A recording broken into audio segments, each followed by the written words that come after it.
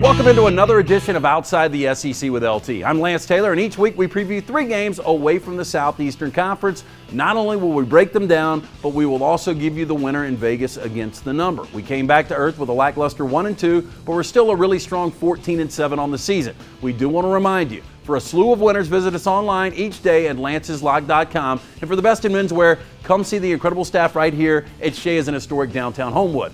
We start first this week with an early Big 12 matchup in Manhattan, Kansas, as 2 3-3 teams take the field. Texas bounced back after 3 consecutive losses with a nice win over Iowa State 27-6. The Horns held the Cyclones to only 280 total yards and 0 touchdowns. On the other side, Kansas State has been very average overall in 2016, but when you dissect the Wildcat losses, they did come to quality teams all on the road in Stanford, West Virginia, and Oklahoma. K-State is extremely shaky in the secondary, and I look for Shane Buechele to have a big afternoon. Take Texas, catching 3.5. Next, we head out west to Palo Alto for Colorado and Stanford. Who would have thought towards the end of October that Colorado would actually have the better record of these two? But that's the fact, and the Buffaloes are now co-leaders in the Pac-12 South.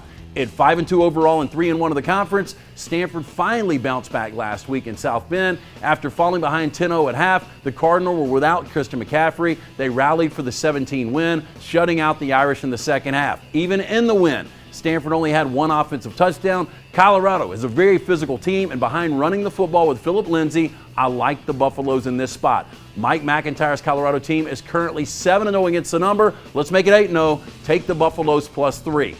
And finally, we head to Morgantown as number 12 West Virginia hosts 4-2 TCU. West Virginia has been off the radar the majority of the year, but last week in Lubbock, this Mountaineer defense was flat out dominant, holding Texas Tech to just 279 total yards and 17 points.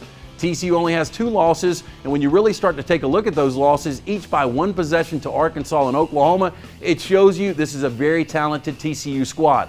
I like the Frogs in this spot, plus the 4.5 behind a big day from quarterback Kenny Hill. And to recap, we like Texas plus the points. Colorado stealing one on the road at Stanford, and finally TCU plus the 4.5.